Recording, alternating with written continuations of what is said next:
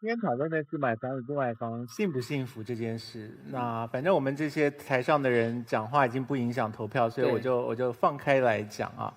先从不是聊幸福这件事情，是聊投资的效率来讲。在座各位都是这么年轻的人，你们人生接下来的数十年当中，会不断的有人传递他们认为你做了什么事情就会赚到一笔钱这个消息给你。当有人把这个消息给你的时候呢，不要太激动，不要太快开心，先想一下，就是这么好的消息，你跟我讲干嘛呀？你怎么不自己去赚那笔钱呢？啊，第二个就是你要想想看，你是在这整个食物链的哪个位置？如果连你都知道这件事情了，地球上还有几个人不知道这件事？如果地球上的人90%都知道这件事了，还赚得到钱吗？如果赚得到钱，那就是地球上90%的都赚得到钱了，不会发生这件事的啊。所以，如果有人跟你说买房吧，买房会赚钱，那你要好好的做功课，你不能就这么听了。有人跟你说买股票吧，买股票会赚钱，你不能就这么听了。你得想，这是连任何一个在帮你们大楼做警卫管理的人员或者是清洁人员，他们都收得到的消息，报纸上一打开来都看得到的消息，你还有什么优势可言？所以看得到一栋房子在那边，然后说哇，这房子盖得好漂亮哦，买了一定会赚钱，谁看不到啊？瞎子才看不到吧？看到了就赚得到钱，哪有这么好的事情啊？所以投资来讲呢，不要轻易的相信别人给你传递的老派的观念，因为世界在急速的改变当中，这是第一个。然后不要讲北京跟上海的房价不会跌。我们今天的辩论题目不是讲在北京买房会不会幸福，我们讲的是在全世界各地啊。所以世界上的确有几个大都会，纽约啦、伦敦啦，房价是掉不下来的。可是除此之外，非常难讲啊。所以这个跟幸福与不幸福无关，只是纯粹给在座的人一个提醒而已。第二个，讲到幸福这件事情，我自己对于幸福感有一个不积极的、消极的标准。什么消极的标准呢？我对于幸福感一个重要的标准是，我可不可以常常保持对很多我不喜欢的事情说不要啊？就是如果马东找我主持这个奇葩说，我很喜欢，我就说 yes。那马东如果找我导煎饼侠，然后我想说煎饼侠已经被大鹏导了，我不要导煎饼侠2，所以我就说我不要啊。说不是一个非常幸福的事情，是因为你不用强迫自己掉入一个泥沼当中无法脱身。买房子、房贷很容易让你失去了这个说不的权利，你永远都说不了不。你在一个王八蛋的工作里面脱不了身，因为你需要固定的找房贷。这个时候你会失去幸福感，是因为你对好多事情都没办法说不了。所以你在人生做重大决定的时候，永远都要想一下，这个重大决定有没有剥削我们说不的权利。然后我们在人生过程当中累积越多说不的权利，我们会过得越开心越幸福。谢谢。我觉得康永哥前面这2点里面，后面是他的人生感受，他前面那一点特别值得大家去认真思考。我们是一个农耕文明，所以我们把房和家这件事儿往往混为一谈。我们家这个字儿，汉字的家这个字儿，都上面有一个宝盖儿，好像指的就是一套房子。但其实可能底下是一只猪哎。对，就是以前的人都是下面就养猪，然后住在上面的房子里。对，我做过汉字英雄，所以我知道这个典故。你是反给我开你玩笑吗？这个夏天，我又来到这儿。我们是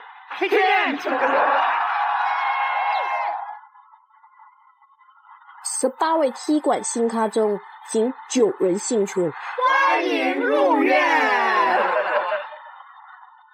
我们奇葩2.0战队为荣誉而战。获得本场长乐基金的是马薇薇、甜甜、秋晨获得文明、田潇潇。最终，我们4个人进入总决赛。人为什么懂事儿？是因为环境所迫，没有别的选择，他必须懂事儿。为小孩子打只是受一点点身体上的伤害，被这种不公平的对待是对他人生最大的阴影。可以有最爱，但是不要让它成为你唯一的爱。就像对待你的每一个朋友那样对待你的父母，这才是对父母最好的尊重。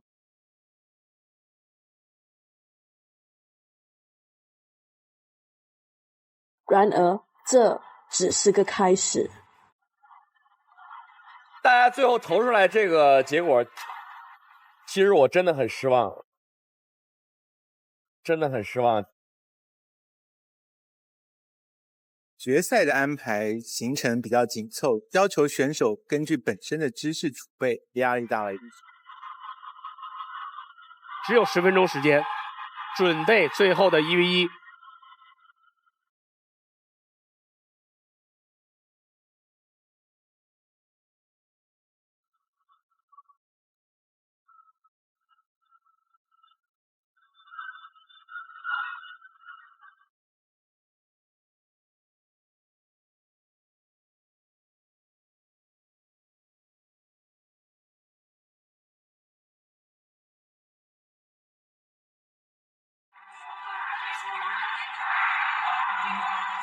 这是档严肃的辩论节目。男人不奇葩，哪来么么哒？女人不奇葩，何该不夜叉？欢迎收看由有钱有势又有范儿的有范儿 APP 冠名播出的《奇葩说》。本节目由国际扛饿大品牌鼓励多燕麦牛奶联合赞助播出。本节目选手服装由有范儿 APP 提供。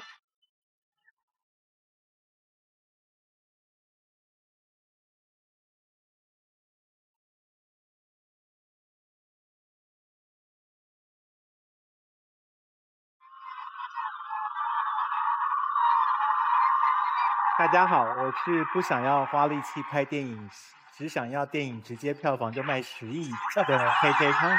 大家好，我是不想辩论，只想听这康永和马东辩论的 JJ 金星。我是最不希望《奇葩说》第2季结束，因为我已经没有广告费可挣了的 FM 马。在我们真正的决赛的开始的时候，让我们郑重的骑士给大家介绍一下，我们这个团队是。黑键，让我们热烈的掌声欢迎10亿票房导演、屌丝男神大鹏。谢谢大家。嗨啊！大鹏，那个上一期对你欠我们一个问题没有说啊，你特别多的感受，然后那你现在要我说吗？对，请啊。因为是这样的，我很认真的讲，其实。我有点后悔来参加这个节目。我本身是一个网络节目的创作者啊，大鹏嘚不得，已经多少年了？2007年到现在已经有8年了，一直就没火过。对，这个节目是中国第一个互联网的说话的节目。但是我来到这个地方之后，我非常的自卑，我非常自卑。我上一期简直，我看到大家这个唇枪舌战的时候，金星姐一直在看我。我所有的表情基本上都是，我心脏真的受不了啊！我把这个理解成一种赞美，谢谢大鹏。没有。我想说的是什么呢？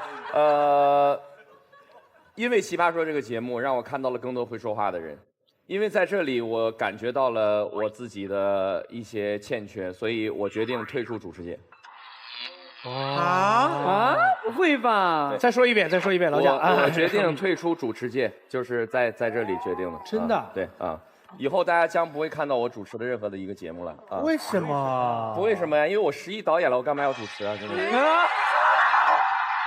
我拍戏啊，太讨厌了！我拍戏啊，我当导演啊，好不好啊？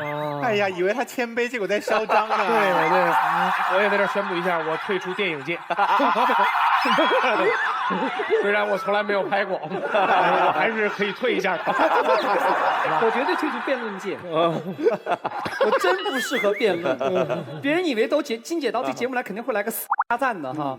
但错了，我是个特别能聆听者、能表达观点那个人，但我绝对不适合跟人辩论啊。那这样，那康永哥，你就是这个，你也宣布退出康熙算了。不行，不能让他跟我抢头条。他退出康熙，我刚才话白讲了。我退出舞蹈界吧。好，既然这种情况下我们都退出了1届啊，现在是4届，一会儿再加上前面这4届，我们就刚好是8届。梗出的好长。第2季眼看就要结束了，那么多欢声笑语啊！但是回顾看看所有参加场上的这些比赛的这些奇葩们。我觉得第二季可能我感触最多的是第二季有那么多的出乎意料，因为我们做这个节目，但是有太多出乎我们意料的结果。我觉得这才是这个节目最有魅力的地方。康永哥也是跟我们一直走完第二季，您感受呢？有人问我说，为什么我在《康熙来了》跟在《奇葩说》的表现这么不一样？这个问题我不想回答啊，因为我觉得我根本不重要，不值得大家研究。我觉得重要的是你们，就是做《奇葩说》讲的所有话都是讲给大家听的，讲给大家听是希望大家体会到一个事情，就是你的立场没有那么坚定，也没有那么值钱，没有什么立场是值得你抱着它活一辈子到死的。你只要碰到几个会说话的人，翻来覆去的讲，你的立场不要说是3天改变，3分钟就改变了。所以呢，奇葩说只能证明一件事情，就是我们要练习，不但能够想得到别人在想什么事情，而且我们还要领先一步，我们能够想象一下别人可能会想什么事情。你如果培养成这个能力的话，你受惠的绝对不只是在一个辩论节目而已。你不需要跟别人斗嘴，你做生意也好，你追一个女孩子、追一个男孩子也好，你只要能够想象别人心里在想什么，你成功的几率会比原来大上80%。所以这个是奇葩说能够带给大家的一个重要的训练。就很多人都说反正立场变来变去，你们辩了半天也没给个答案，这有什么意思？答案不重要，问对的问题永远是最重要的。就是我们想要去练肌肉的人去推一堵墙，推不动，不表示你练肌肉这件事情不成立。你推这个墙推了100次，你的肌肉就练出来了。脑子也是一样的，你推不动那个真理的，因为那个真理随时变化，你抓不到。可是你推100次，你的脑子就变得强健了。这个是奇葩说最大的精神。金姐参加了我们整个这个第2季，这个过程当中，金姐在网上有各种各样的声音，但是金姐的强大、坚强和她那种光明的力量，我觉得是，即便你们坐在我这个位置，离她这么近，也不见得能够完全体会到。我是一点一点感受到的。没有，最初我接受到奇葩说第2季只做一期女神来着。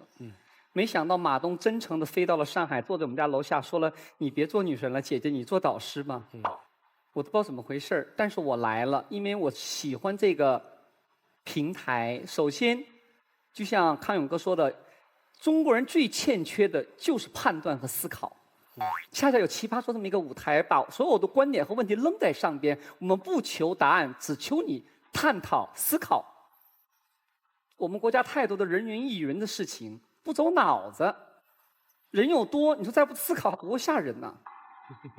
所以说这个奇葩说我来，我是特有目的的。我来到这儿是因为我要学会80后、90后怎么聊天，我达到了我的目的。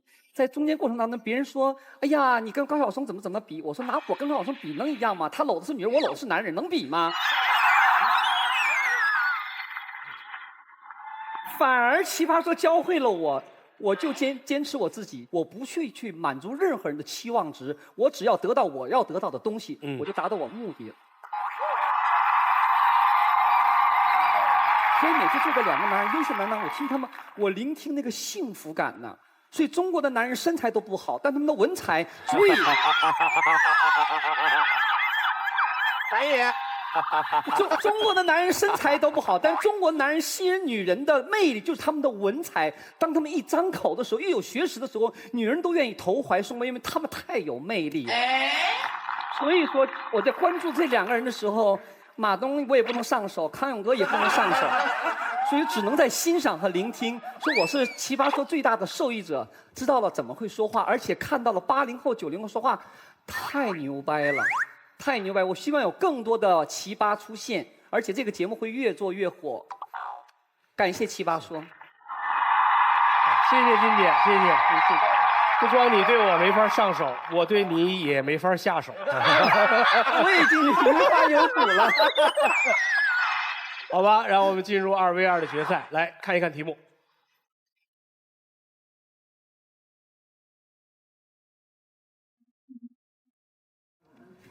啊，好的，哎呀，念广告。哎，我觉得在一季节目里面，我给我们的赞助商花里胡哨、花式吊打的念了这么多广告，我就忘了一回，不行吗？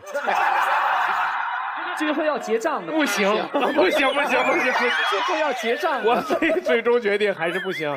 所以不管周邦威你在哪儿，站起来。这就是赞助了我们一季的，有钱有势不如有范儿的时尚 APP 有范儿的顾问周邦威，谢谢有范儿。我一定把你架出去，周邦威。同时谢谢国际抗饿大品牌古力多燕麦牛奶，谢谢。好，我们看题目。我不同意，这房子坚决不能买。为啥呀？在北京买个房子不是你一直以来的梦想吗？咋今天又变卦了呢？这都南七环了，我在中关村上班，你告诉我你让我咋去？不是七环咋的了？人家煎饼侠里不唱了吗？我只比二环多五环，怕啥呗？再说了，这地儿啊，主要是因为它是学区房，咱买了以后，咱请等着升值吧。我告诉你，这地儿啊，从幼儿园一直到高中，全部实行的是双语教育。我告诉你，相当 international。真假的？真的。他们幼儿园都学英语啊？不是英语啊，普通话和河北话。刚才艾丽都跟我说了，说这叫小语种，以后都是稀缺人才。这河北话都算小语种了吗？跟普通话比起来小多了。关键是吧，你不觉得这周围有点荒吗？啊，附近都是坟头。坟头好啊，我就冲着坟头来的，知道不？这说明以前这是风水宝地，而且啊，旁边有水系，一有水，整个范围全都盘活了。你的意思是，灌溉完坟头就都活了？活了不怕呀，你种点豌豆，噗噗吐它们，多好玩啊！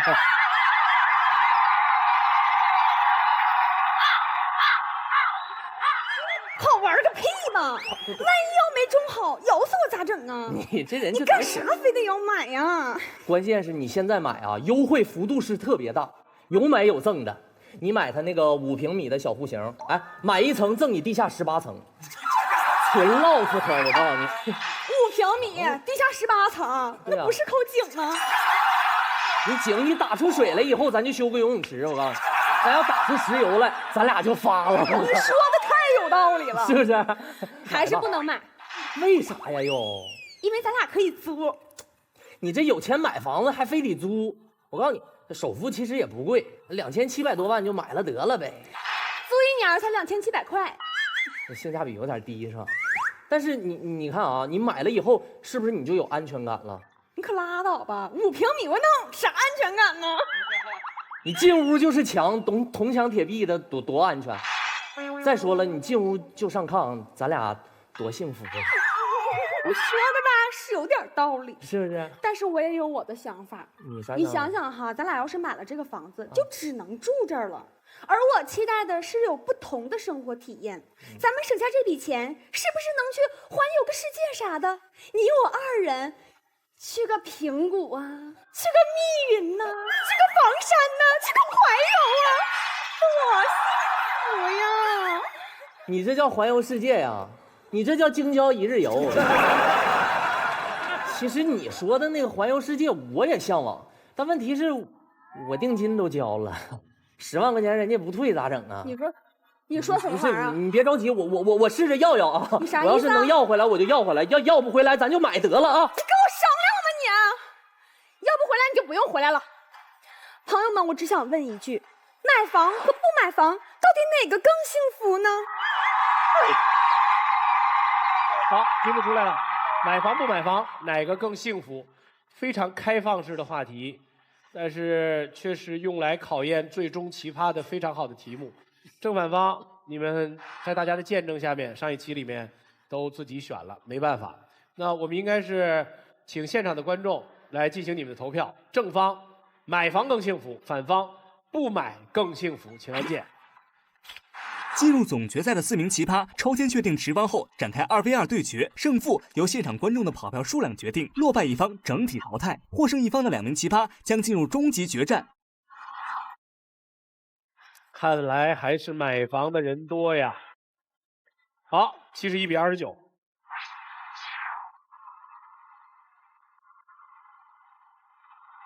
买房还是不买房啊？我觉得不买房。但是咱们这个前提是刚才的那个短剧是发生在北京。对啊。我觉得如果是老家的话，其实都能买得起房。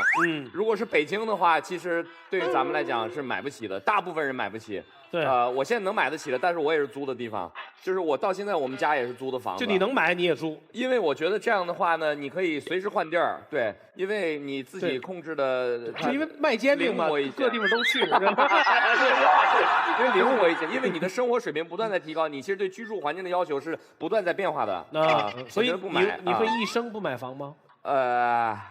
其实我说实话，我现在攒那么多钱，多少钱？8亿电影啊，10亿导演，你分多少？我还没给我分呢，没回款呢，没回款。但是我相信，我等有钱了之后，我希望能够找到一个地儿，就是安稳的一个地儿，买一个在那好好待着。但不是我现在想的事儿啊。安稳地方，那好好待着。我觉得他们刚才讨论那地儿就不错。风水好啊，真风水好。但是像他们这种小年轻人正在奋斗的，我建议是不要买房。对，买了房会背上很大的压力，你要还款、还贷款，非常不幸福。所以你是不买房？不买。康永哥呢？这个题目我觉得金星老师绝对是比我内行的多。金老师是一个活得特明白的人，所以这题我跟你，我躲你后头。没有这个话题，如果在中国问的话，80%人都会买房，这个是很正确的判断。是哈。但我个人来讲，我是不买房。不买。我到现在也是不买房。那我跟你走，我也不买。不买房。都不买啊。不买房。所以其实是一个开放的话题，没有前提。买房还是不买房，其实是一种人生态度的选择吧。你们3位都不买，不买。我还没有拿定主意啊，听听4位辩论咖对这个题目的答案，谁先开始？好。其实呢，我就是刚刚大鹏老师嘴巴里面说的那个在北京买不起房的人。然后我来到北京之后呢，其实我一直在租房子。你们知道我租房子有一种什么样的心态吗？就这个房子我住的不舒服了，比如说我第一个房子租了一个药层，楼上楼下跑，然后我住的不舒服了，我就立刻换一个房子。然后到下一个房子呢，我觉得房东太3八，天天打电话问我什么水管又怎么啦，然后空调又怎么了，然后我又换了一个房子。我换来换去，我换到最后，我发现其实我租的不是一个房子，我其实就是变相的住了一个酒店，只是依照我个人的舒服程度来定而已。当我租房子的时候，在这个房子里面，我可以各种造，包括像甜甜他们都去过我们家，就是我在我们家各种煮火锅，各种开 party， 各种喝酒，但是我就不会珍惜这样子的房子。我房东听到怎么办？我就不会珍惜我自己的房子，而且其实我说实话，虽然我是一个男孩，但是我对我自己的房子，包括我自己的卧室，我会有一些想法，因为我特别想要一个很大很大的衣帽间，然后我希望我的壁纸是粉红色的。所以当我有这样子的想法的时候，没过多久，我没有在北京买房，因为买不起嘛。我在成都，我和我妈一起又重新给我自己买了一套房。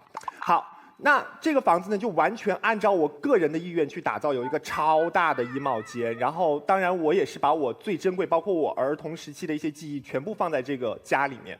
其实这个房子就会提醒我，不管我在北京过得再难，打拼得再辛苦，或者有的时候真说我不想干了的时候，我有一个可以回到家的地方，就是我有一个根在那里。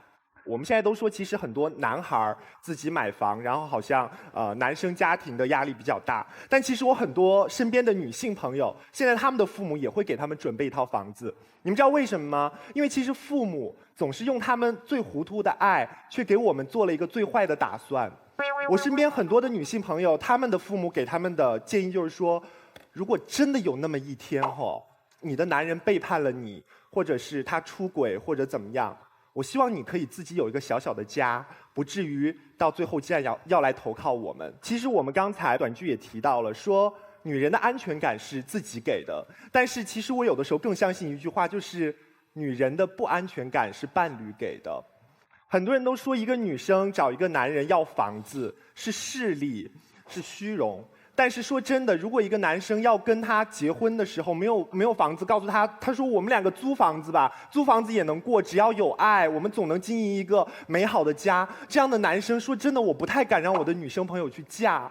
我在想，他们想要一个房子，会不会想说？这是一个我们共同的家，这个家的每一砖每一瓦都是我们共同添造的，我们可以一起去装修它。这个房子里有我们美好的回忆，我们可以一起去打造一个婴儿房，那里有我们美好结晶的诞生。所以说，如果一个女生告诉你说，我想要一个房子，我是为了炫耀，那我会说她虚荣。那如果她说我想要一个房子，我是为了房产证，那我会说她现实。但是如果真的有一个女生告诉这个男人说我想要一个房子，因为这仅仅是我们共同的家的话，我觉得还蛮可爱的。然后，其实我还想告诉大家，虽然我自己的房子不在北京，在成都，但是却造成了我一个很不好，但是又很好的习惯，就是我会常回家看看。不仅是看我的爸妈，我也想看看我的房子怎么样。包括我不舒服的时候，我会到自己的房子里面去住2天，因为在这个房子里面有太多自己的珍贵的回忆，包括自己去打造那个房子的汗水等等等等。天知道我是一个多么懒的人，所以我觉得现在这个阶段，我要跟大家说一些很现实，说买房子划不来啊什么，这些道理大家都懂。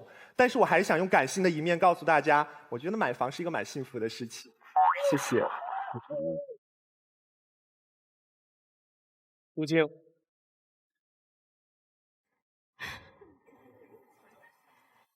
潇潇刚才讲了一个故事，他觉得他买房是一个很幸福的事情，但这个前提是建立在潇潇现在火了，他红了，他有很多的钱，所以买房子对他来说就像买一个玩具。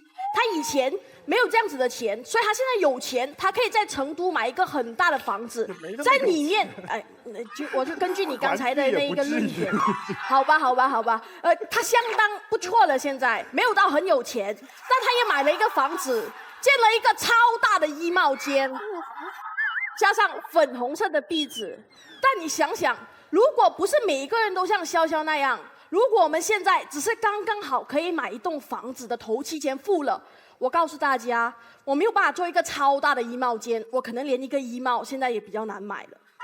不是每一个人都可以像潇潇那样，有一笔很大的钱，让他为自己打造一个梦想的家，他想象中很好的房子。如果有这一笔钱，买房是一个我休闲之后可以做的事情，当然买房没有问题。他第二点说，父母会送孩子房间之类的，也是。如果有别人送我房子，我怎么可能会觉得这不是一个幸福的事情？但是我们现在讲的不是送房子，也不是说我们现在有很多闲钱可以买房子，是在我们刚刚年轻人的时候，刚刚出来工作有了事业，到底应不应该买房子？我觉得不应该。为什么？很简单，你想一下，买了房子要还房贷，那是负担。房贷在手，它让我没有办法去做任何其他的事情。我小时候，我妈妈常常讲这一句话，她很喜欢我有一样喜欢的事情，因为如果我有一样喜欢的事情的时候，她就可以知道怎么控制我。因为我很喜欢辩论，所以如果我一不做她想要我做的事情的时候，她不让我去参加辩论活动，这样我就不可以不做了。如果你不去做功课，你不可以去辩论活动。如果你今天还不早点睡觉，你不可以去参加比赛。所以我很乖，功课我照做，活动我照参加，因为我有喜欢的事情。如果今天我在我最年轻的时候，我买了一栋房子，因为要养这一栋房子，因为我要还房贷，我没有办法这么潇洒了。今天公司不好，我能不能不做？不能，因为我要还房贷，我不做工，我转行，我现在跑出去创业，房贷又要还，创业又要给钱，怎么办？所以房子这个时候不是变成一个幸福的事情，它反而变成了我烦恼的事情。因为这个房子牵绊着我，它是我喜欢的房子，是我想要的房子，但是也不能不否认，这个房子现在在绑住我。年轻的时候，我们要做的不是买房子，是追逐自己想要的快乐跟幸福。但是这个时候，这个房子偏偏就阻碍了我追逐幸福的路。第二点，潇潇告诉我们，有了房子才有了根，一个根才会让我们有归属感。但是我们觉得房子不是根，家人才是根。家人在哪里，家就在哪里，不是地在哪里，你家在哪里。如果我们把我们买的那栋房子当成是我们的根，其实我们觉得是绑住了自己。你想一下，如果好像刚才那篇小片一样，他住在七环，他买了一栋7环的房子，这样他所有的朋友圈、生活圈、交友圈就会绑在7环了。你想一下，再怎么喜欢坐火车，再怎么喜欢搭地铁，再怎么不怕堵的人，他也没有办法在中关村上班，在7环住，来回通勤好几个小时，是吗？其实我不知道中间花几久，还蛮远的，对的，蛮远的，还蛮远的，蛮远的。你交一个女朋友，如果住在中关村，你每天送她回家，搭几个小时的车，然后她回了家，你还要自己回家再搭几个小时的车，这也太累了。就是说，你的根，你的房子决定了你旁边所有的据点，这时候你更加跑不了了。所以我们才讲，买房子，这真是要考虑多一下。这我其实讲完了会很突兀嘛？很好啊。所以不怕买房子没有家，只要转一转观念，四海都可以成家。谢谢。金句，对，金句出现了。秋晨，替我一口气哈。作为一个没有房子的人，我要论证买房更幸福。我觉得论证成功了之后，我就更加不幸了，这是一个巨大的挑战。好，刚才如今跟我们说呢，他说买房子有诸多的麻烦。那其实按照我们答辩论一般的那个做法来讲，我也可以例举不买房子的诸多麻烦，基本上是比不出来的。我可以试一下给大家看哈。他说买房子你要去贷款，所以你会有这个负担。可是你贷来的款你还掉，那个钱就是房子啊，那是你所拥有的东西，对吧？可是我租房子呢，我那个钱交给了房东，打水漂了。你以为现在在大城市里面租个房和供个房钱差很多吗？不差多少，差那么一点点而已。差别就在于买房子你那个贷款的钱到头来是你的，可能还会增值。可是租房子那个钱呢，就打了水漂了，没有了。这是一个例子。然后第二个例子呢，你说买房子你会有很多牵绊，可是牵绊难道是一件特别不幸的事情吗？牵绊是一件幸福的事情啊！我现在叫什么？我这种人叫什么？我叫做港漂。现在也有很多人叫做北漂。为什么叫漂呢？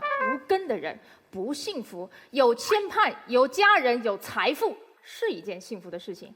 你又说啊，这个买房子吧，然后会跟你增加很多的麻烦。你看吧，我要装修它，我要维护它，那个家具吧，我要非常小心，都不知道是我是它的主人还是它是我的主人，等等等等。没关系，可是租房子呢，你不敢在墙上敲一颗钉子，然后你不敢买好的东西，都是特别残破的玩意儿。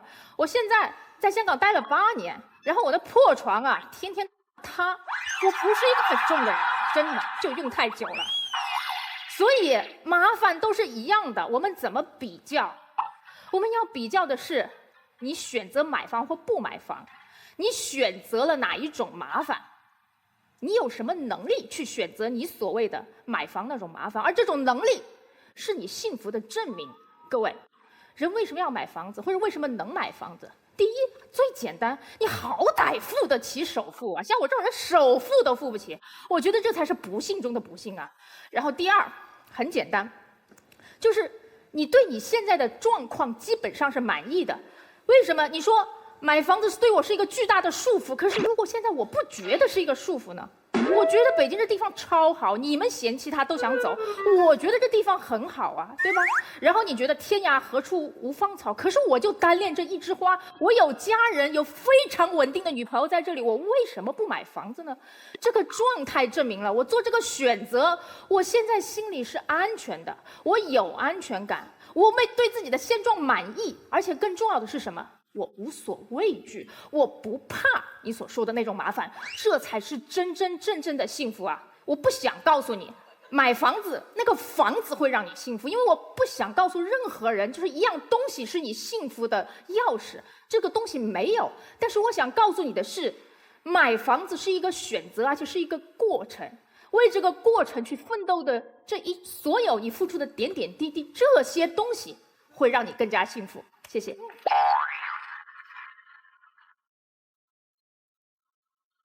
随着双方发言，我们这个优势一直在变来变去。现在是最后一位陈明。女神呢告诉了我们2件事情。第一件事情是说，拥有一个能买房的能力，能应对那些麻烦的能力是让我们幸福的。第二件事情其实非常关键，它中间渲染了很多。一件事情我听明白，就是根、归属感、安全感。其实跟潇潇前面讲的是一模一样的意思。有那个家在，有那方地在，任何时候我都觉得我心里有一份温暖的港湾。最危难的时刻有一个可以避的地方，这是对方最核心的那个论点。这个论点呢，我是认可的，我是认可的。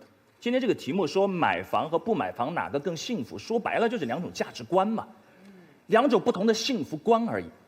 一个觉得买房更幸福的人，在他心里根和安全感是更重要的，这没错吧？一个选择不买房我去租，对他来讲好奇，对这个世界的好奇，对他来讲这份自由的追寻是更幸福的。这是2种不同的幸福观而已，所以这2种幸福观既不分对错，也无关高下，这是我们现在社会上每一个人心里有的那种观念。但是我想在这里要讲的是什么呢？是我希望大家可以稍微往下走一步，想想看这2种幸福观是怎么来的，或者换一句话讲，为什么刚才在第一时间拍的时候，我们发现其实大家是一个缩影，更多的中国人可能心里都会觉得有房的那种安全感对我们来讲更重要。这是由我们的历史决定的。农耕文明就是这样，农耕文明是一个安土重迁的文明。我们那块地是我们最重要的那块地，是我们赖以生存的地。地旁边的那个房子和那个村庄里相对封闭的那个村庄里的亲缘关系，就是我们所有心理根属和依赖的来源。世界上还有一种民族叫做游牧民族，蒙古族，他们逐水草而居。哪里有丰茂的水草，哪里有湛蓝的天空，哪里有草原，哪里就是家。不是哪一块草原是家，是草原就是家。这也是一种价值观，这也是一种生活态度。这2种观念在历史上也分别存在，当然也无关对错和高下。可我在最后想说的一件很简单的事情是，在今天，在一个互联网时代，在一个商业文明的时代，我们越来越进入了一个偏向于精神上的游牧民族的时代。换句话说，曾经的游牧民族是逐水草而居的话，今天我们的青年人，我更希望倡导的一种价值观和生活方式是逐精彩而居。因为那一块地，唯一那块我们可以依赖的地和我们赖以生存的那块地，在今天这个商业文明当中是不复存在的。我们的工作机会，我们在一个大公司里工作，今天在北京公司有一个我很好的职位，可能明天上海分公司就需要我，而后天广州公司让我更加的能够大展所长。而正如刚才如今所说，如果你一旦早早的把根扎下，这个自缠绕就会让你未来的1到20，大家笑什么？在这个你自己给自己设下的这个缠绕，会在未来1到20年，你紧紧的捆绑住你的手脚，让你错失非常非常多的精彩。而在今天这样一个并不是农耕文明的时代，我们没有哪一块具体的地需要我们去找到那个根，而真正的根，如今已经告诉我们了，就是家人和亲缘。如果想，潇潇，如果你真的想，妈妈在成都，常回家看看，那一套房子有或是没有，我坚信绝对不是影响你回家脚步和频次的原因。有那套房，没有那套房，妈妈在，你一定会回去。秋晨也是一样，今天你在香港工作，拥有那么棒的机会和生活。如果明天美国、欧洲有更好的设计师、更好的设计所向你伸出橄榄枝，我也不希望在香港几十平方米的土地束缚了你整个人生的精彩。互联网的时代，沟通如此的便捷，没有哪块地是我们价值唯一的支点。那么，不如试试看，转换一下我们的幸福观，放飞一下自己未来的精彩，也许能带来一个截然不同的人生。谢谢大家。谢谢。你说的是精神上的游牧民族，对吧？是。所以有没有房子不重要，对吧？对。所以有房子为什么能牵绊住你呢？有房子什么？再说一遍，我没有听得太清楚，不好意思。精神上的游牧民族意味着什么呢？就是有没有房子都不重要。那既然有没有房子不重要，你说的那些坏处又在哪里？好，很简单，因为房子贵。因为当我倾注了大量的机会成本在一件事情之上，我没有那么洒脱去离开自己投入了那么多的地方。如果我接下来有一个去美国的机会，现在不是流动性很强吗？你把它转租出去啊！你知道吗？我的朋友在香港，他的那个月供是8000，他租出去12000。哎，按你刚才这个逻辑，那租房子也很好啊，为什么要买一套呢？可以啊，没关系啊。所以我说的是，你可以一边买一边租嘛，买一套不买更幸福。我就是嘛。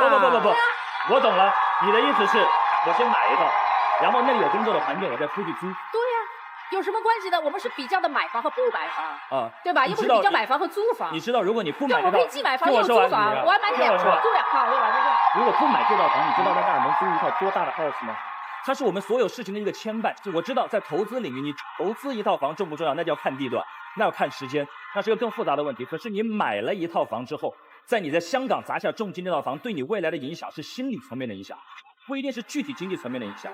能理解这个意思？完全不能理解什么意思。我只知道，谁能够牛在香港买个房子，我不知道在北京是怎么样，你知道吗？香港一栋普通的别墅，知道别墅多少钱吗？香港1个亿呀，各位，1个亿你买得起那个房子，你敢说不幸福？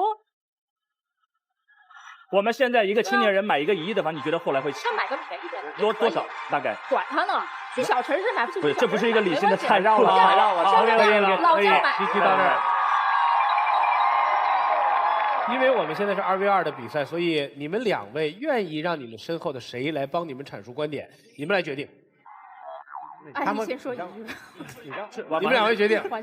他们2个。马东，他们选吧，他们选吧。后面人的发言会影响到他们的分数吗？所以要他们选择，他们可以选择 no， 说我不需要任何人帮我们发言。你可以说 no 哦，你可以说 no。对，他要让花溪说。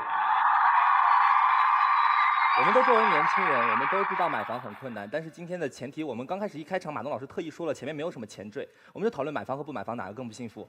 刚才他们说你买房会容易被绑住，我们发现潇潇在成都买了房，但他没有被摆在成都啊，说明绑住你的是什么？挣钱的能力吧，对吧？谁说了一个人买了房子之后都彻底丧失了挣钱的能力，彻底被房贷压垮了？这好像不太对吧？好，今天人为什么要买房？是因为我不想租房。我们来看看一个人租房的人生活是什么样的。因为他是租的房子，他随时有可能被人敲门来查暂住证。因为他是一个租的房子，所以他没有产权的情况下，孩子不能落户，孩子不能顺利的上学。因为他是租的房子，他和房东签的是不定期租赁合同，房东随时有可能过来把你赶走。什么意思？今天我的房子要让他做婚房，对不起房客，你要出去了。不是每一个人都能立刻找好下家就搬出去追求你们的自由和幸福的。我可能紧急之间找不到我的下一家的话，我可能会留宿街头，这是租房给我带来的最大的不安全感。今天如今告诉我说房贷很危险，房贷很危险，让我们觉得不幸福是房贷的错，不是买房的错吧？今天我买不买房对于我们来说是一场辩论，可是对每一个普通老百姓来说是一生的抉择呀。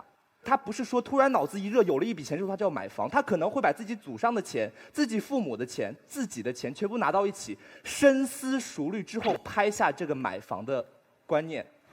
他为什么觉得这一刻是幸福的？是因为他知道贫苦，知道混乱，知道不安有多么的不幸，所以他渴望安稳。所以今天你我作为年轻人，我们好像都低估了幸福的重量。所以我说买房是幸福，是因为租房漂泊太不幸。谢谢。其实前面这4个人都无所谓，花溪你赢了。微微，是啊，就个人层面而言，买房更幸福还是不买房更幸福，完全是一件因人而异的事情嘛，对不对？所以这个时候你们每个人选择的时候都会很难。而我们今天探讨这个辩题的意义在于什么呢？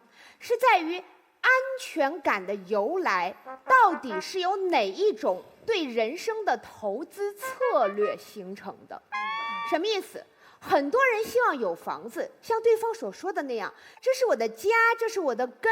当我不行的时候，当我痛苦的时候，我可以回去避一避。所以安全感来自于它可以帮你抗风险。当你在外面遇到不幸的时候，这是最后一道救命的绳索，栖息的港湾，对不对？那么过去的时候，人是怎样获取这种安全感的？买房置地购金条，对吧？好，可是现代社会有一个什么样的特点呢？现代社会的特点叫做所有物质化的东西，它的价值都会不断的贬值或者随时波动，发现了没有？金价你们永远是判断不了的吧？其实各地的房价，全世界各地的房价楼价，你也是永远判断不了的，明白我的意思了吧？所以你在一个商业流动极快速的社会里，去投资一个价值不稳定的资产，这是一件很危险的事情。OK， 那么投资什么？如果我们不买房的话，投资什么更重要？很简单，商业社会最重要的是自身的知识和能力。你把买房的钱拿去游学，拿去做生意，哪怕你拿去健身或者是整容，它都不会随着外部的变迁而发生任何的改变，它是一辈子跟着你走的。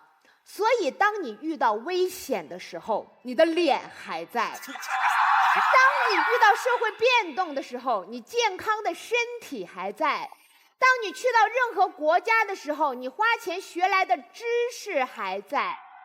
我们不是乌龟，没有办法背着房子抵御任何的风险。我们是一条活生生的人，所以我们只能带着自己去闯世界，自己是安全感和抗风险的来源。没着急，要由他们两个来决定，不是由我来决定。你们还有最后一次发言机会。说吧。谢谢你的信任，谢谢。我就说3点，就3点。第一，我为啥一定要说？刚陈明提到游牧民族，老子游牧民族。新疆人，你，谢谢。你知道毡房多少钱吗？我们也买房，我们只不过房子下面带轮子，你不能说不买房，好吗？安静。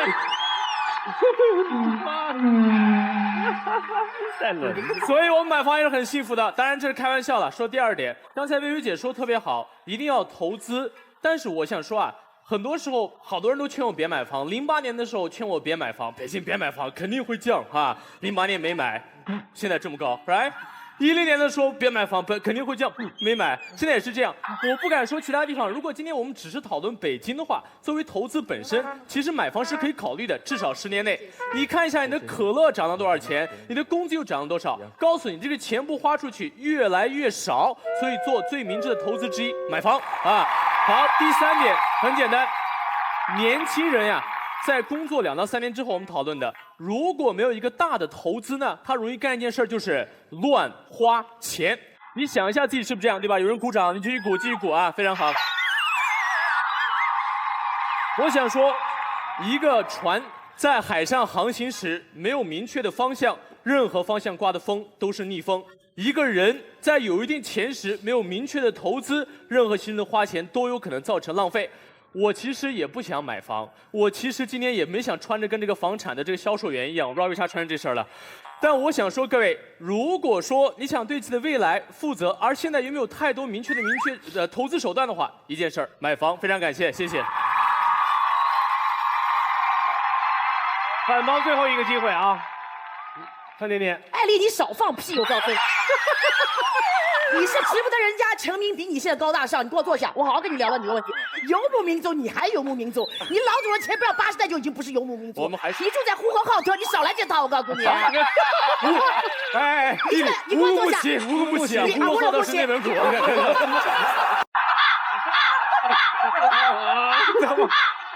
两把手。像这种人啊，典型的就是以这种教育人的身份来教育别人，什么跟。你到北京来，北漂了以后，你现在住是什么情况？你告诉我，2500块钱跟人合租住在北面，是不是？我将来要买呀，现在。将来为什么你不买房？因为你要养你的妈妈和你的妹妹，是不是？对啊。那你告诉我，你的幸福感来源于什么地方？来源于我。你是不是在养育你的父母的过程中，你产生了幸福感？因为你现在没有买房，你把买房的钱去养育你的母亲，是不是？我现在好。不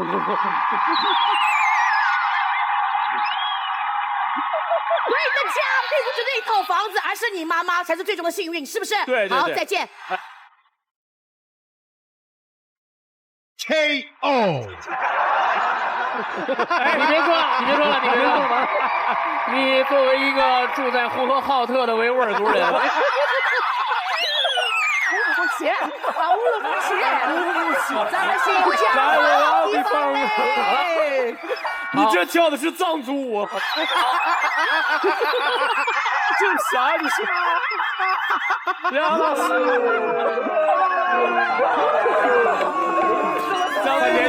范甜甜，你可以了。你用一段藏族舞对一个住在呼和浩特的维吾尔族人表达了你的敬意。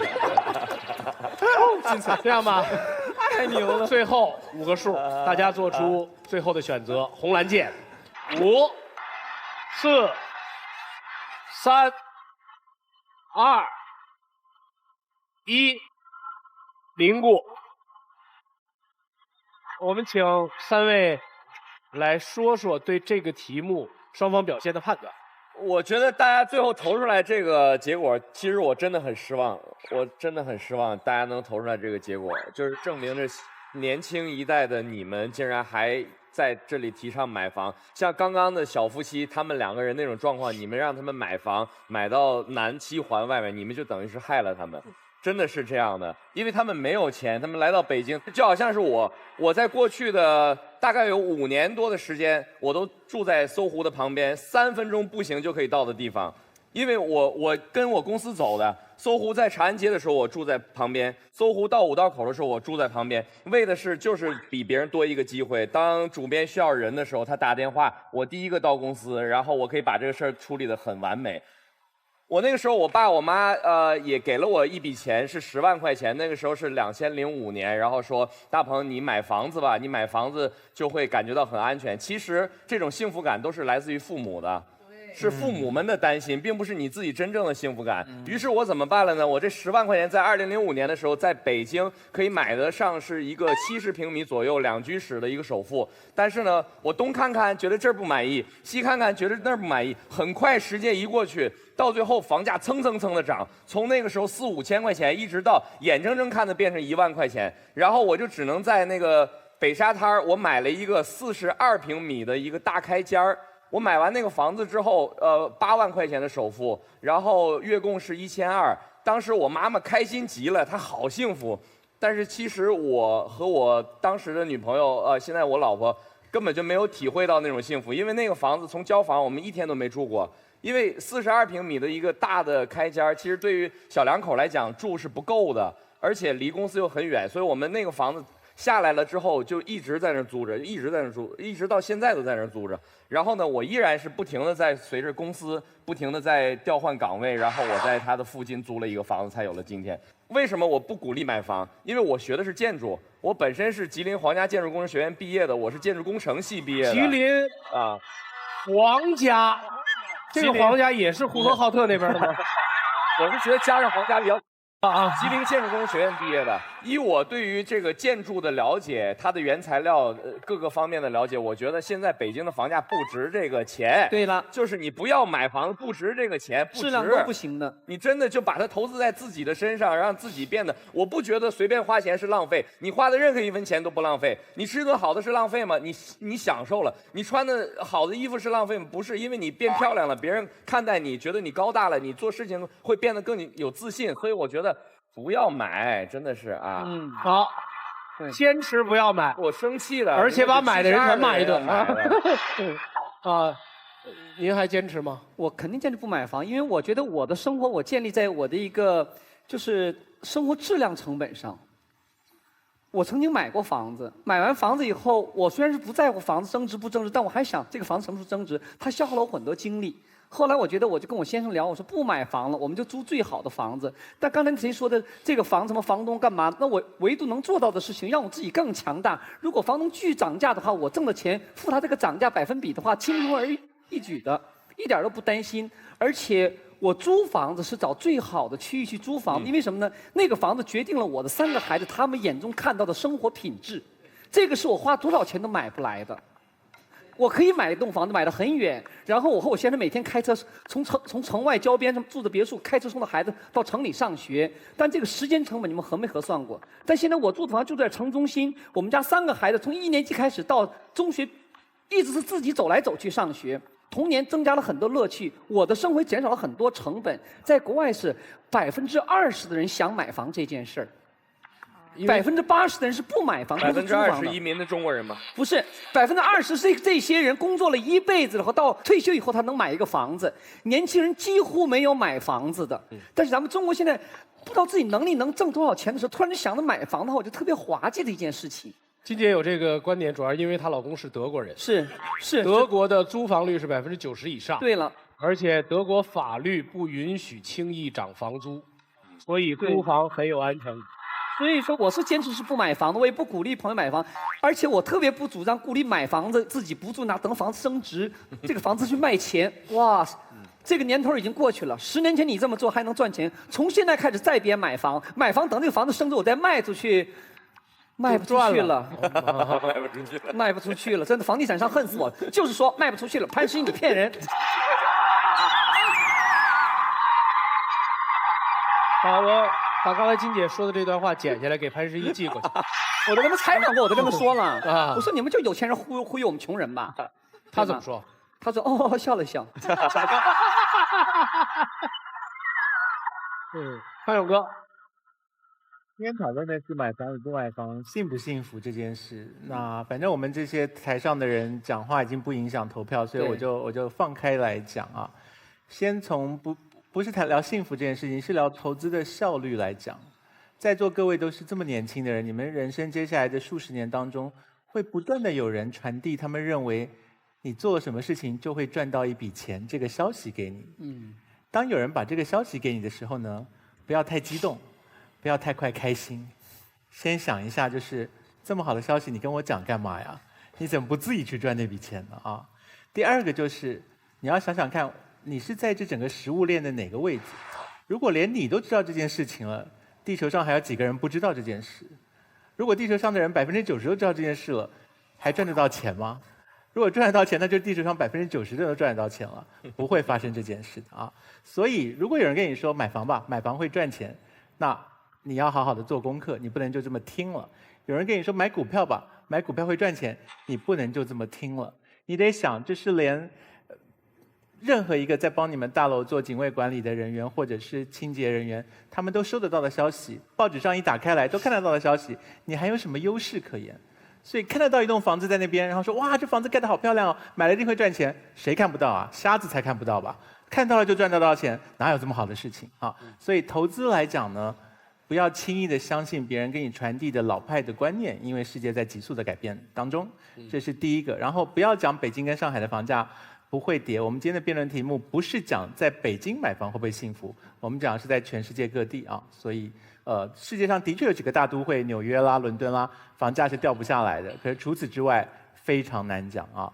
所以这个跟幸福与不幸福无关，只是纯粹给在座的人一个提醒而已。第二个，讲到幸福这件事情。我自己对于幸福感有一个不积极的、消极的标准。什么消极的标准呢？我对于幸福感一个重要的标准是，我可不可以常常保持对很多我不喜欢的事情说不要啊？就是如果马东找我主持这个奇葩说，我很喜欢，我就说 yes。那马东如果找我导煎饼侠，然后我想说煎饼侠已经被大鹏导了，我不要导煎饼侠2，所以我就说我不要啊。说不是一个非常幸福的事情，是因为你不用强迫自己掉入一个泥沼当中无法脱身。买房子、房贷很容易让你失去了这个说不的权利，你永远都说不了不。你在一个王八蛋的工作里面脱不了身，因为你需要固定的找房贷。这个时候你会失去幸福感，是因为你对好多事情都没办法说不了。所以你在人生做重大决定的时候，永远都要想一下，这个重大决定有没有剥削我们说不的权利。然后我们在人生过程当中累积越多说不的权利，我们会过得越开心越幸福。谢谢。我觉得康永哥前面这2点里面，后面是他的人生感受，他前面那一点特别值得大家去认真思考。我们是一个农耕文明，所以我们把房和家这件事儿往往混为一谈。我们家这个字儿，汉字的家这个字儿，都上面有一个宝盖儿，好像指的就是一套房子。但其实可能底下是一只猪哎。对，就是以前的人都是下面就养猪，然后住在上面的房子里。对，我做过汉字英雄，所以我知道这个典故。你是防止我开你玩笑吗？但是在很多不同的文明或者不同的国家里面，他们把这件事分开，就是 home 是 home， 但是房子是不动产，所以对不动产是一个投资概念。我今天在一个自由市场里，我可以买房，但我可以卖房，所以我今天买房并不影响我的生活，因为我把我的房贷放到我的房子里。但是哪天我想卖掉，或者我想搬家，我可以一年卖2次房。只有在我们现在的有些政策里面，不允许你买房和卖房，才使我们的选择变得更加复杂了。但这不是重要的，买不买房，我的观点是随便。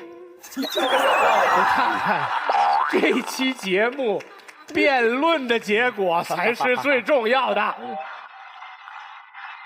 正方一票胜出。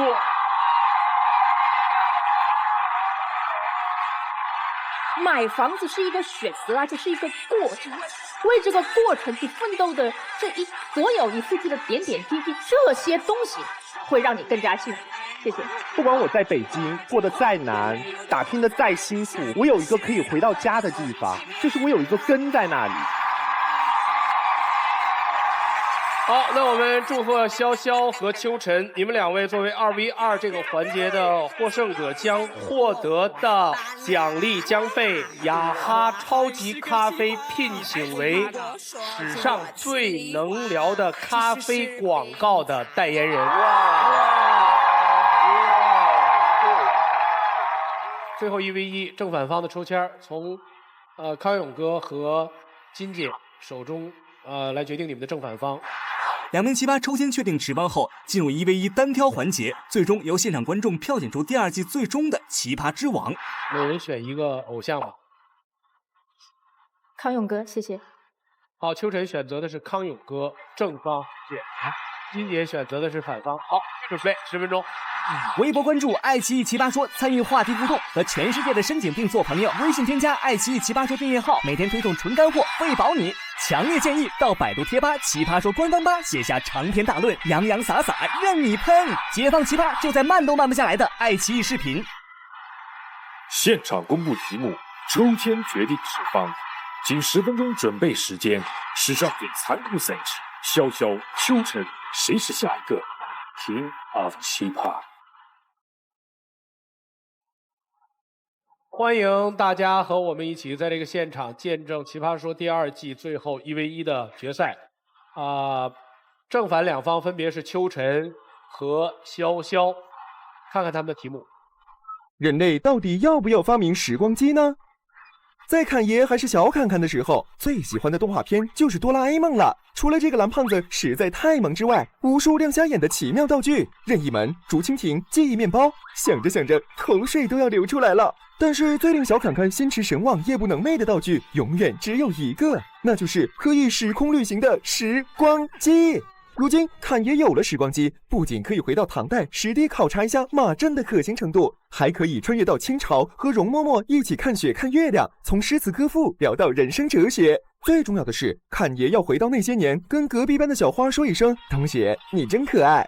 但也有人跟侃爷说，时光机不应被发明。如果侃爷知道自己将来娶了一个像虎妞一样的姑娘，也许会一蹶不振，破罐破摔了呢。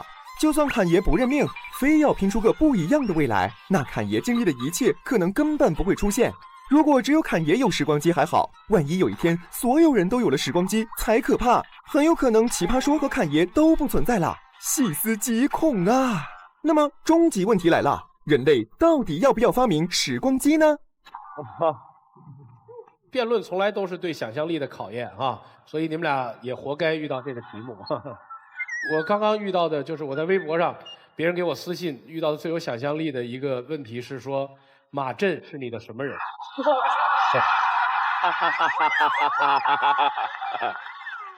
马云是你什么人，都比马震是你什么人？他们俩都跟我没关系，但是马震跟马云可能有点关系。好吧，我们回到这个现场吧。秋晨是正方，所以你是该发明时光机。潇潇是反方，100位观众请按出红蓝键。哇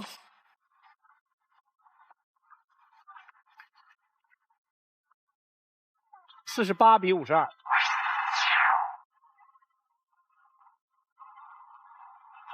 大鹏啊，时光机不要，真的不要啊！为什么？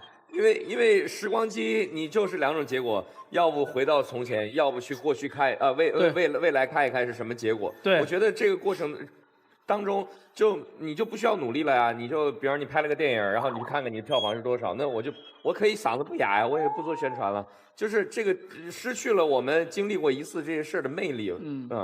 所以大鹏下一部电影，下一部电影事情都是根据这部10亿电影的上对，没错。那其实就是算命，有很多人喜欢算命。其实我就从来就告诉我身边的人，我说就不要去算了。首先我不相信它会准，但即使它是准的又怎么样呢？它只是一个心理暗示，它就能去指导你的行为吗？这件事儿做人还不是应该自己去亲身的体会一下更美好吗？所以你在你的屌丝男社里面经常穿着一个透明耳罩，一个算命的。对啊，所以里面的一切都是我想讽刺的对象。好，康永哥，你今天带了那么多的工具，你是要发明时光机吗？我是想帮这些破碎的心修理一下。时光机我希望它被发明。那可是我希望限制每个人使用的次数。比方说，如果我们每个人一生只可以限制1次，而且是在他人生结束之前使用1次，我觉得大概那个人过完他的一生的时候，他希望去看看未来或者是过去的某一个时代，他有这个机会。我觉得这是一个对我们死亡的一个好的解放。金姐呢？我还是觉得不该吧。我连脑洞都不能打开的，怎么可能呢？所以说我是跟大鹏说，我相信算命的，但我不相信有时光机。我是不相信算命的。哎，我最相信算命的。我都不相信的。上次金姐告诉我们，她前生是七仙女，游泳。对。喝酒。怪不得我也姓董，追过来的。对。我大概会选择支持发明时光机，因为我觉得我特别同意大鹏的，就是人应该为不确定性活着，就是你管它呢，以后因为有不确定性，所以世界才更好玩。但是发明了时光机以后，你会觉得更好玩，会让我们的不确定性更多。好，我们正反两方，该不该有时光机？剪刀石头布吧。对，输的人先。站起来。剪刀石头布。好吧。秋晨开始。好的。我们说人类应该发明时光机，其实不仅仅是一个脑洞大开，让我们去想象的一个议题，它其实是很有现实意义的。因为我们现在对于人类来说，时光机就是我们人类特别想要的那一样东西。可是对于过去的人来说，他们也有这样的命题啊，对吧？他们想要发明永动机，他们想要研究成功炼金术。那个时候没有人去阻拦他们的，真的没有人告诉他们不应该的，尽管他们是出于愚昧的理由而没有告诉他们的。可是这不重要，你要想想在这个过程当中人类得到了什么。炼金术带来了现代化学，之前说过了哈，然后永动机也带来了我们机械科技的进步。同时科学发展不是一个我们能够想象得到、预测得到的东西。确实，人类的历史就是一个不确定性汇集的历史。你想想伟哥是怎么诞生的？你想想伟哥是怎么诞生的？那么多的科学家都想要发明这种伟哥一样的药物，可是他都没有成功。最后是一个研究心脏病药的人给发明成功了，你知道吗？所以我认为，不要管什么时光机啊，其他的东西，至少在发明和研发的这个阶段，科学不应该有任何限制，这样子我们人类才可以进步，这是它的现实的意义。好了，我也知道大家非常期待我开脑洞，对吧？讲讲时光机可以给我们带来的各种奇奇怪怪的好处，你们自己心里也有很多预设。可是对不起，现在体力有限，开不起这么多的洞，我只想开一个。就是霍金是一个最对时间的问题有发言人的人，他说过一个东西叫做时序保护猜想。这是什么意思呢？就是说，如果人类真的能够成功的发明时光机的话，也不会有任何的问题。为什么？因为我们现在没事儿，你懂吗？因为我们现在没事儿。如果听懂啊，对不起，就是说，如果人类真的发明了时光机，第一，他们可以用时光机能够预测到时光机让他们毁灭，懂吗？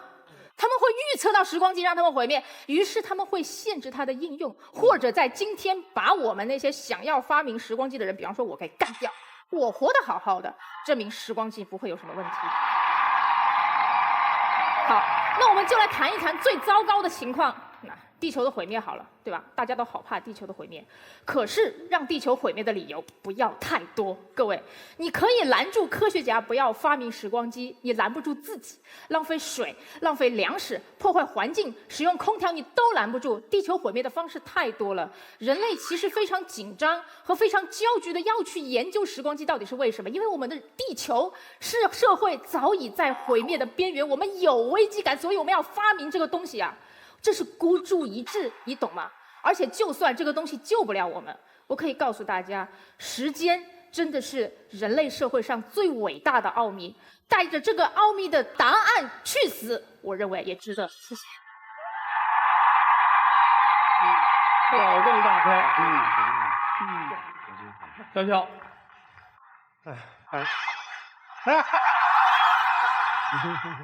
真的蛮累的。你是怀孕了吗？不是，我特别讨厌他们每次都拿文化欺负人。刚才朱晨说呢，时光机是现代人最想得到一样东西，我不同意。那我还更想要仙女棒，我想变大变小变漂亮。你不能用你自己的想法去规定每个人最想要的东西是什么，你知道吗？那为什么我觉得时光机不要发明呢？因为我还是相信这个世界上没有后悔药可以卖的。因为如果有了时光机，我觉得我们将没有进步，没有惊喜。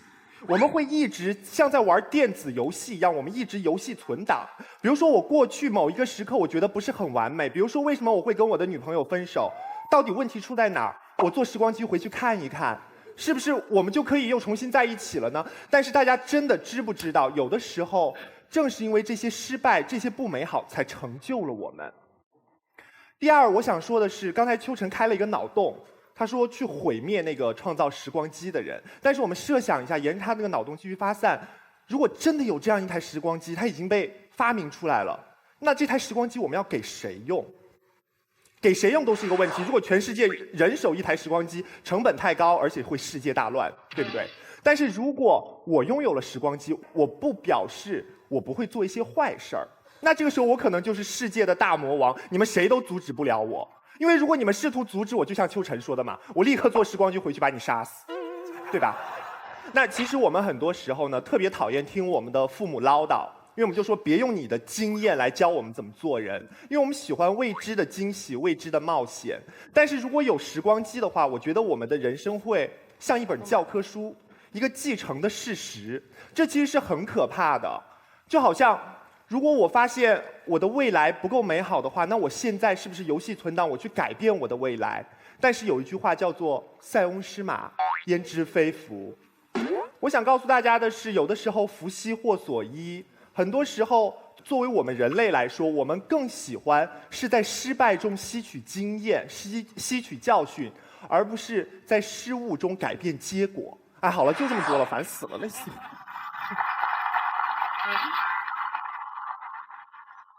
其实讲得很好啊，讲得很好，镇定啊，撑住。这像是一个拳击台吗？这是什么？你要相信，在我的学历范围以内，已经是我做到的最好了。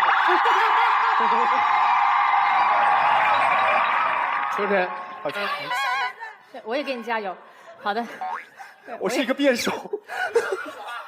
是的，真的，潇潇是一个辩手，真的。好，好。那个潇潇问我一些问题，其实我真的是答不了的，因为时光机还没有发明出来，不知道该怎么办。我只能泛泛的跟人家谈一下，其实人类所有的发明的过程，其实都是拆东墙补西墙，这个东西出来了之后，我们才想怎么办呢？如果我们用现在的经验，如你所说，用老人家的经验，我们现在的经验去限制科学家的研发的话呢，其实我们永远不知道未来是什么样子。你刚才说的很好，我们人类最喜欢的东西就是未知。你知道最大的未知是什么吗？发明时光机之后世界会怎样？你不想知道吗？你不想知道吗？对，所以我想说的其实是真的是非常简单。我们人类的科学就是这么一步一步过来的。大家想想，有空调的时候，我们觉得哇，吹个冷气，结果氟利昂造成了臭氧洞。好，我们把氟利昂换掉，接下来全球变暖，是不是？接下来我们再想其他的东西去补前面的，其他东西去补前面的，这样不好。但是这是我们人类唯一逃脱不了的宿命。你知道，我们用时光机可以逃脱很多不好的宿命。我承认不可以人人都用，对吧？这些政策我现在不想谈太细，不知道，到时候再说。可以，我们可以用它逃脱想象中很多的灾难和宿命。唯一逃脱不过的宿命是什么？就是我们人类永无止境的好奇心和对未来的探索。各位，不要限制发明，就这么简单而已。谢谢。说得好。后排那个，我哑口无言。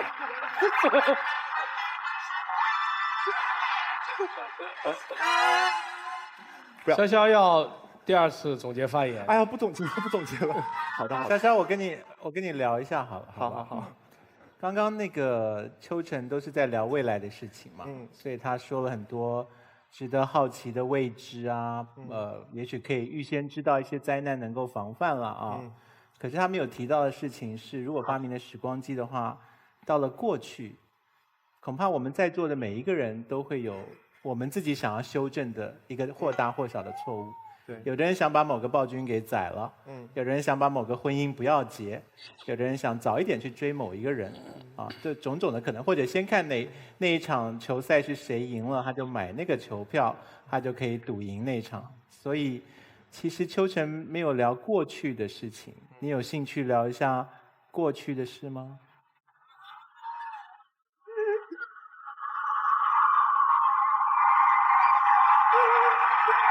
能不能把奇葩之王给康永哥？你都走到这一步了，你再撑也就是这么几分钟的事情。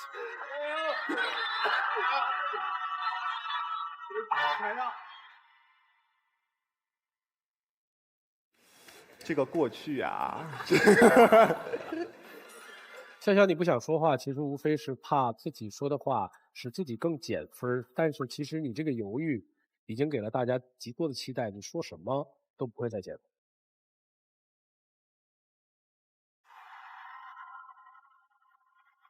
为什么你要在最后的时候有一点泄气？那就是因为这个，就是没有让我特别想要这个东西的动力了。就是当时有点犹疑不决，我不知道总决赛这样的赛制，我们适不适合介入。可是因为上一次颜如晶断片的时候，我还是开了口。然后那次没有被大家责备，所以我想好像大家也默许我们可以稍微给这个选手，就像拳击场边的教练可以稍微泼一点冷水把他泼醒，或者是给他一点按摩啊什么的。就单纯的是觉得有一点累了，所以我当时整个脑袋都是乱的。对，他明明还剩下最后一丝火焰可以燃烧，没有道理在那边就停止。那我想要把那个最后的燃料给燃烧出来。我们真正要的不是谁得了冠军和亚军，我们希望看到在奇葩说里面选手在成长，这个魅力远大于他的辩论魅力和结果魅力。OK 了，哎呦，就玩开心了。对，那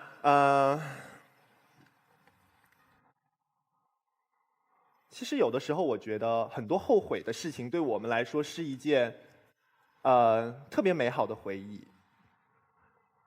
又要说家里面的事，这样好吗？说嘛，没关系。因为我妈曾经跟我说过，她说，如果我早就知道你爸爸有病的话，当时我不会生下你，所以可能我今天连坐到这里跟你讨论时光机的机会都没有嘛。那我觉得我们现在很多人，包括我们在座各位，会不会有一种可能，我们其实生下来是一个父母的失误或者错误，就是如果知道，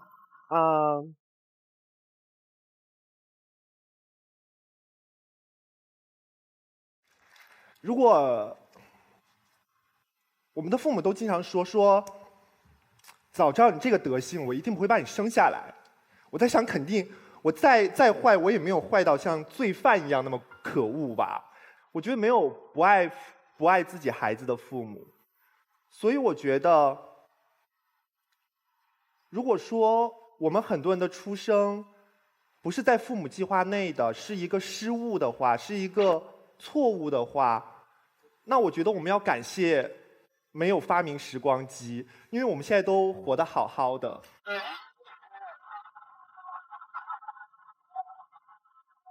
非常好。好，谢谢大家，谢谢大家。其实，辩论到最后，你可能不知道为什么自己会去选正方还是反方。我也不觉得他们两个是典型的辩论，但这可能也就是这个非常严肃的辩论节目《奇葩说》的魅力。它给了辩手特别多的空间，但也给了奇葩绽放的空间。我数5个数，所有人做出最后的选择：5、4、3、2、1。我们看最终的胜负之前，请允许我把广告念完。广告就是这样的东西，越在讨厌的时候，它越值钱啊！非常感谢一直以来赞助我们的喝了才能愉快聊天的雅哈咖啡，狂拽炫酷哪儿炸天的东风标致308S， 吃了就变豆 豆，谢谢你们，谢谢你们伴随我们走过了《奇葩说》第2季，让我们看一看第2季的奇葩之王。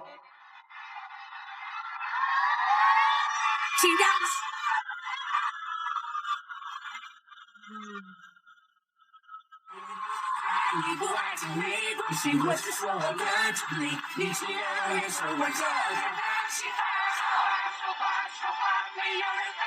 没有幻想过，那是不太可能的。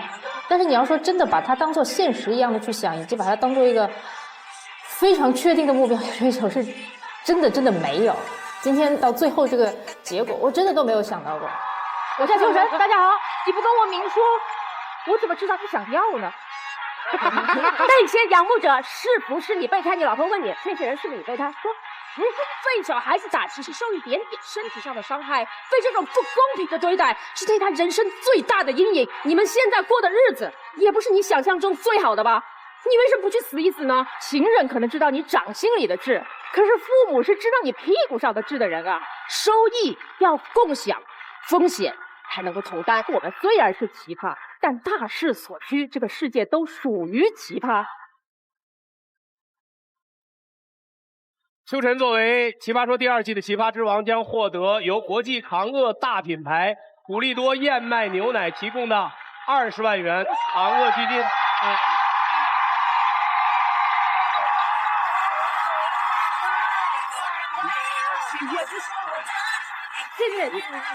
谢谢。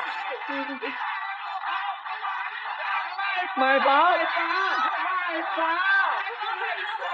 我好像不买又对不起全人类了一样。谢谢老师，谢谢。发明时光机，投资时光机。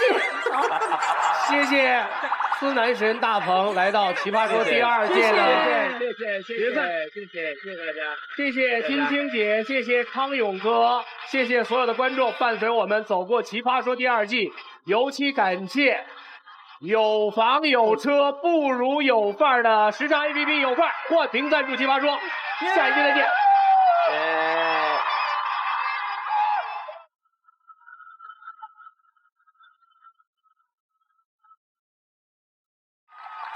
我能收获到很感动的东西啊！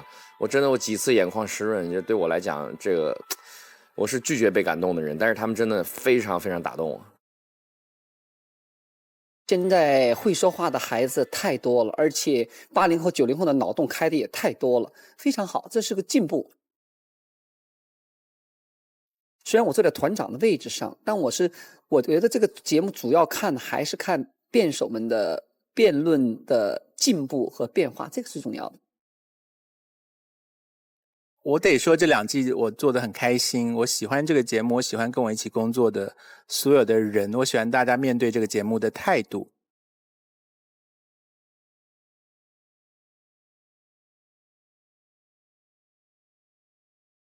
我甚至认为很多明星到了这个节目里面来的时候，表现出了他们平常没有表现出的那一面。